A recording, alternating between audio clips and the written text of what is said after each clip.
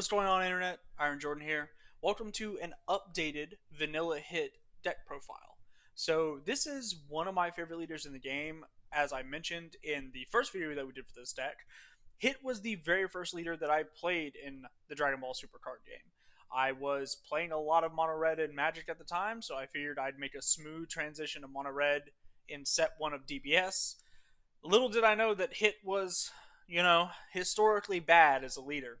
Probably one of the worst leaders that we've ever seen in this game. However, his reboot is really good. I'm in love with him. There's a lot of other people that like this deck a lot, that like this leader a lot. And so we're going to go into what I think makes him good and what build that I think would be the most fun and the best for him. So we're going to start with the leader. When he attacks a leader card, he gets plus 5k and he draws a card. So this means that you do not have to be awakened to be a threat to your opponent's leader with your leader swing and still get your card draw, which is really good. When you're at 4 or less life, you can draw 1, untap 1. I would prefer this be untap 2. Like I say in almost all my videos, I just like untap 2 better. I think that it's more safe and allows you to extend your plays better. But it's not super necessary for him, so whatever. Backside, Assassin Hit returns. Now, this is where we get all the good stuff. So even though it's not imperative that you awaken super fast, you still kind of want to because his backside is just better than his front side. When he attacks, you draw a card. He gets plus 5k for the duration of the battle, I believe. No, duration of the turn actually. So that's pretty good. Then choose one of your skillless battle cards in your drop area with an energy cost of 2 or less and play it. So we play a bunch of vanillas because it just gets us free value. Obviously, everybody knows that 2 drop 20ks are like the sweet spot with vanillas. So it's just straight value. You get a bunch of, good solid swings if you want to do it that way, or you can do some little techie things that we've got here.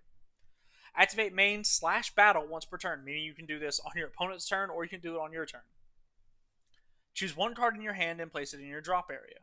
It doesn't have to be a red card, mind you. It just has to be one card in your hand. Choose up to one of your opponent's battle cards with double strike, critical, or blocker and KO it. So as long as it doesn't have barrier and as long as it can be KO'd, if it has critical, double strike, or blocker, you can just get rid of it. This is really good to get rid of like Hatchiak's little like lychee blocker, when you're playing against him. It's really good if your opponent goes in with like a double strike Champa on a battle card.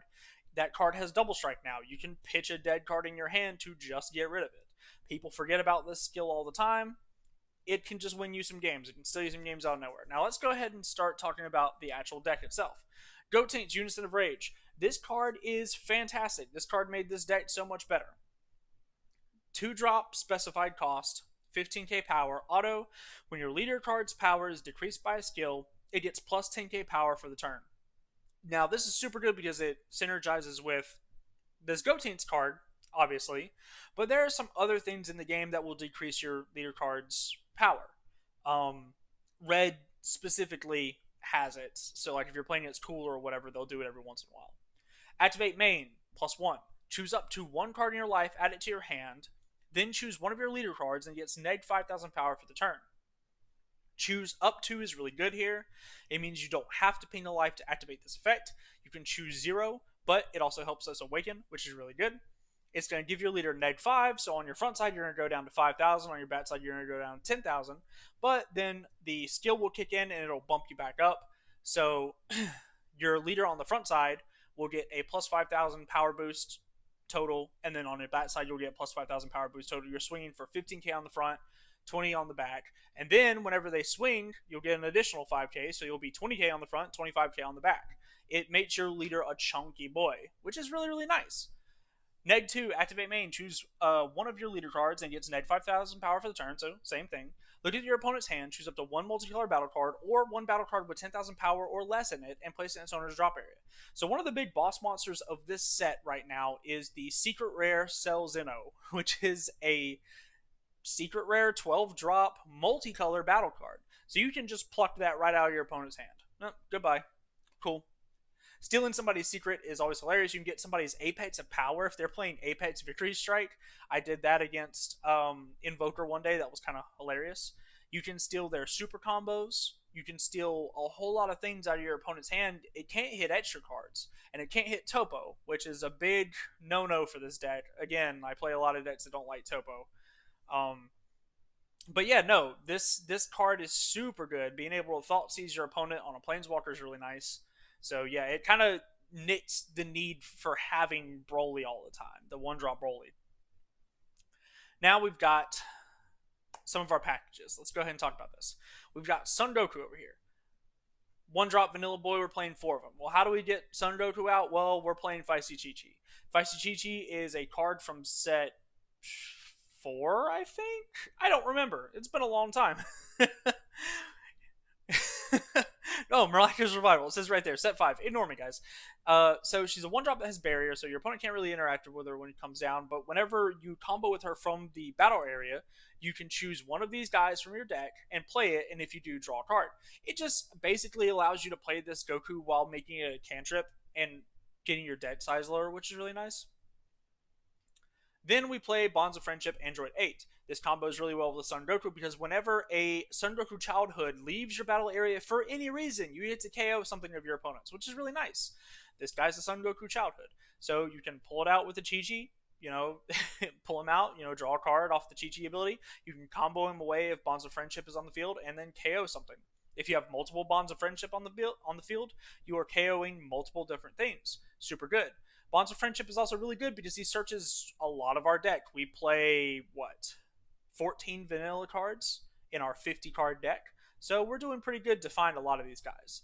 The next engine that we're going to talk about is the Caulifla Kefla Kale engine. We've got our one drop vanilla Caulifla here. We've got our two drop Dauntless Kale. So while you have a Caulifla out on the board, you can play this Kale for free. The play with this engine typically is to have one of these in the drop area. You either pitch it off of Is That All You've Got, or you pitch it off your leader's backside effect, or you just combo it, get this card into the graveyard somehow, swing with your leader, pull the Caulifla out for free, play the Kale from your hand, and then for 3 energy, you evolve onto Saiyan Onslaught Kefla. This is super good. It's a really great tempo play. Saiyan Onslaught Kefla is one of my favorite cards. This is a set 4 card, unlike the GG. This is a set 4 card. This was a pretty decent boss monster back when SS4, sorry, not SS4, when SS3 was a thing, when Blue Red SS3 was a thing. You'd play 2 or 3 of these in your deck just because it was essentially a 2 mana card at that time. It was just really good. She has deflect, so she's not going to be hit by most counterplays. Now, to be fair, she can still be hit by the Frieza, the green Unison Frieza. You have to worry about that card because he will just KO that card, and you paid 3 energy for a card draw essentially, and that kind of sucks. But being able to do this play for 3 energy is really really nice. She has deflect, she has dual attack. Every time that she attacks, she gets plus 5k and draws a card. And when you play her with Union Patora, she gets plus 5k and draws a card. Excuse me, guys, sorry. It's a really, really good tempo play, and if she sits out on the field for multiple turns, you are drawing so many cards and putting so much pressure on your opponent's leader. It gets around Hatchat's ability. I know I keep bringing up Hatchat a lot, but it's just because he's kind of prevalent at my locals. I don't know how relevant he is at your locals, but he's relevant at mine. So yeah, no, those are our 2 big engines. Now we have some support cards. First, we play 4. Is That All You've Got? It's just, in my opinion, the best red negate in the game. You can play After Image Technique if you really want to. After Image Technique is very good against Victory Strike in particular. So if you want to play that, you can, but I like to play Is That All You Got? It gives me a good outlet to get these vanillas in my drop area and to use them later. Saiyan Kappa just helps you awaken. He's a 1-drop double striker, which can help you win games all the time. Hidden Power, East Supreme Kai, nothing to be said about that. The only thing, well, I guess there is something to say about it, because the only thing I would say about this card is if you are playing a mono red deck, play this over Champa. That's basically my only advice here. Yes, this card is almost objectively worse because you have to remember to give your card double strike because it says up to 1. We had somebody get rule sharked in a regional a couple years ago or a year or so ago, and it was no bueno. But if you're playing East Supreme Kai, just remember to declare that the card has double strike, or else you will get rule shards. People are stupid like that. I hate it, but it is what it is. Otherwise, the reason why we're playing it is because we're mono red. If we have to cast it, it's a lot easier to cast it for 2 and have it a 15k than cast a 3-drop 16k, which is what Double Strike Champa is. So that's why we play that instead. We've got a bunch of vanillas over here. You can play whatever vanillas you want. I think 6 is a good split on the 2-drops though, because you want to see them and you want to have targets for your Bonds of Friendship. You don't need 6 in your deck. I would never play less than 4 though. I just played the three vanillas that I like at two each just to make it an even six. You could also go, I mean, it's vanillas, man. Just play as many as you want. Just don't play less than four. Our super combo is Bulma. You can play a Sparking super combo if you want in this deck. I don't think that it's the worst option, but I just think this is the safest. So this is what we're playing. Any of these, if your life's at four or less, draw a card. That's what we're going to be playing. We got three Bardock the Resolute. Why are we not playing four? It's a dead card a lot. So Bardock the Resolute, this card, in my opinion, is either going to get banned or errated very soon. I like red, I like aggro, and this card is broken. This card gives me storm flashbacks. When you just swing at your opponent once and they take the damage, you drop a double strike Bardock on them for free. That's a 15k. That's pressuring a 10k leader on turn one if you're on the draw. That's kind of insane. On top of that, he also just restands if you decide to negate something at all. So if they're playing a go wide strategy and you Nimbus them, they just, hey, I'm just gonna untap this guy. Cool, amazing. And then the last card that we're playing in the main deck is Scientist Fu. Why? Because Scientist Fu is still good. He's still good. Draw two cards is amazing. You want to get those, if you go really hard in on a combo and your opponent's able to get over it and you have one energy left, Scientist Fu will close out the game. It's what he's always been used for. That's why he's always been a staple of the game. I play one of it. It's just a good game ender. So that's why we play Scientist Fu. Now we'll go on to options. Now, I don't actually have a sideboard for this deck, so this tab is kind of lined here.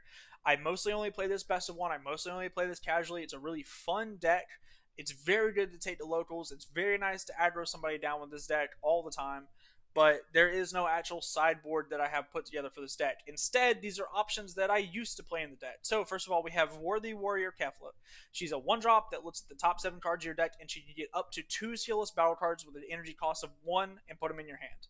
Super good. She just gets your Cauliflas and gets your Gokus if you're lucky. The reason why we stopped playing her is because it's a lot easier to just pull the Goku out with Chi-Chi, and you don't need to.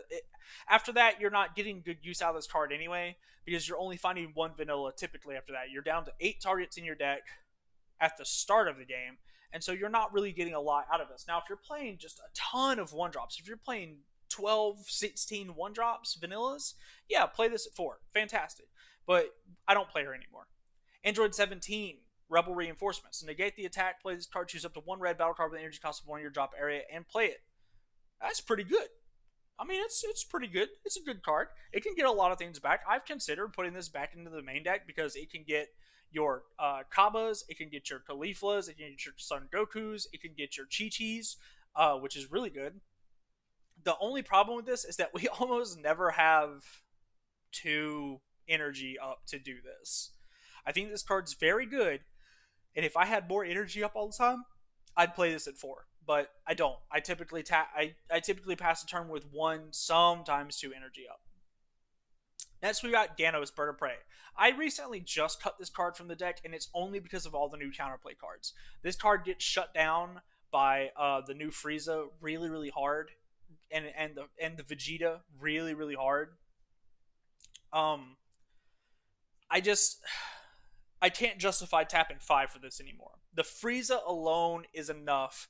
He has deflect, so he can't be bounced back with the Trunks, but he can be KO'd, and that's my biggest problem with this card.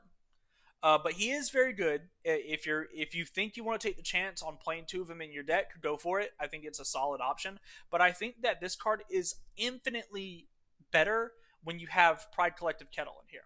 I hit so many people with this combo. It was so fun, but it's just now that set 10's out and the Frieza is a card, it alone shuts down this combo. So auto, this card gets neg 15k power for the turn when one of your opponent's cards attacks, negate the attack. Super good. When your opponent is attacking into your leader, if this attack fails, you get to negate 2 attacks straight away. Super good.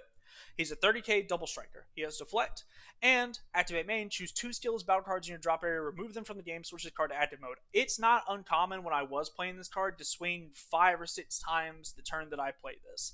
It's very hard to defend against 5 or 6 30k double strike swings in a row. It's very difficult. Although it is a very fair card in my opinion. Too fair, in fact. You have Pride Collective Kettle, which is a 1-drop cantrip. When you play this card, draw a card. Activate main. If your leader card is red and you send this card from your drop area to your warp, choose up to 2 skillless battle cards at energy cost of 1 from your deck and place them in your drop area. This was really good in combo with this because if you just play this at any time in the game and you get your card draw and then you use them as a combo fodder, you use them as a normal one drop draw card cantrip. Use them as a normal regular everyday boo or whatever. But then he just does something else in your drop area. And then he really, really enhances this Ganos' ability to kill your opponent. If you want to play this engine, go for it.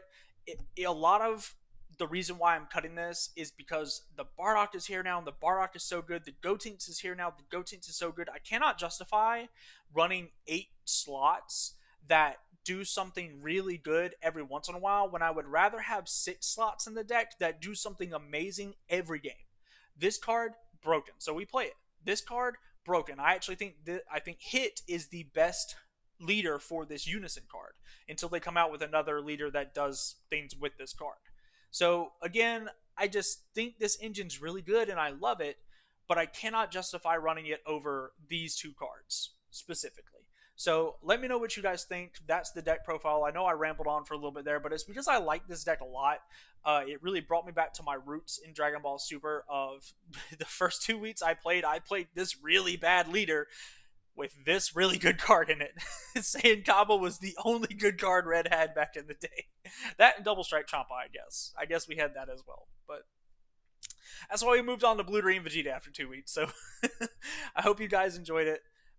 Give me a like, give me a subscribe if you really want to stick around, participate in the conversation. Let me know how you would build this leader, and I will talk to you guys in the next one.